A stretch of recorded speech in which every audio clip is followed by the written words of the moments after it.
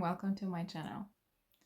In this episode, I want to talk with you about what does it mean to be energetically independent? What do you think it means? How do you feel how does it feel to be energetically independent?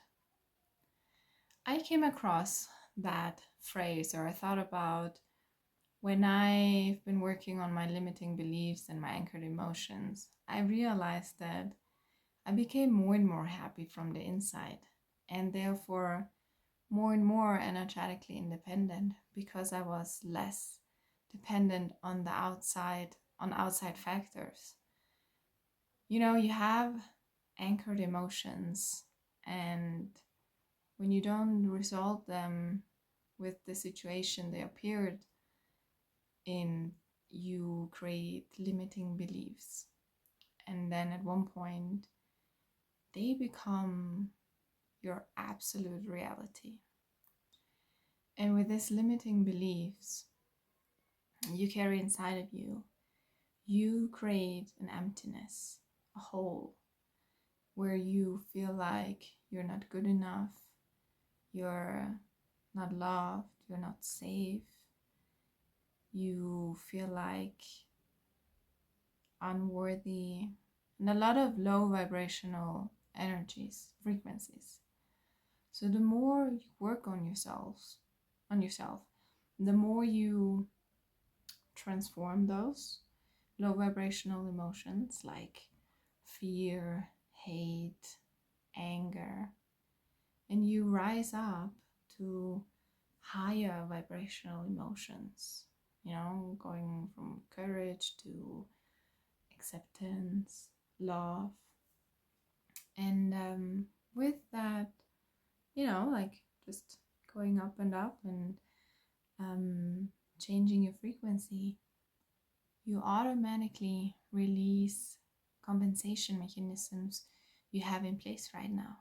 Because when you feel empty, when you feel unworthy, when you don't feel good enough, you need something automatically, because nature and we as humans, we want to find balance. That's always what we aim for. But sometimes when we're not aware of our emptiness, of our low vibrational emotions, we find the compensation for it to feel better, to have to be equal again. We are looking for it from the outside. Therefore, for example, we don't feel, I told you the inside, the feelings we carry, the limiting beliefs. But what do we do to compensate that? We create habits, dependencies, and we start to getting addicted to things, like we need alcohol to numb ourselves, because we can't face the emotion that is trying to come to the surface. Or we're looking for food, where we need something sweet to eat because it comforts us. Why would we need sweet to comfort us? Why would we need sweets to eat every day? Because there's a low vibrational frequency information in our field saying, I need comfort, I don't feel loved. Or there are so many things we are in our daily life addicted to, where we can't live without it, because if we don't have that, we get out of our comfort zone. There's like an alarm saying, oh my God, no, keep it going. One compensation mechanism for me was watching television, because I didn't want to face my inner world. I didn't want to face what I've been feeling, and I've been running away. So the way I compensated it was with television. I love to watch television, and I became addicted because I realized I couldn't go without it. I couldn't have one day without television, or going to bed, or when I was alone eating while I needed to watch something, because otherwise I would feel too lonely. And I mean, there are so many other different ways of how you can compensate this emptiness of not feeling loved, feeling powerless, yeah, feeling not good enough. And once you find a way for yourself, a technique, where you can transform your limiting beliefs and your anchored emotions, you automatically change the necessity for this compensation mechanism, and you will see that automatically you don't need it anymore. And suddenly you're like, oh, I'm eating less. I actually don't need a second plate. Or, oh, I haven't eaten any sweets today. Interesting. Or you need less and less alcohol because suddenly it doesn't make you feel good anymore, because you're not running away anymore from what the alcohol has been trying to hide or suppress. And, if you change the core of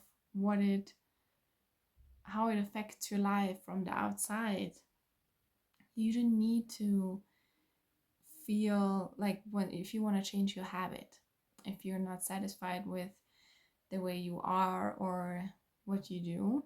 First of all, I want to tell you, you're perfect the way you are. You just don't know it yet.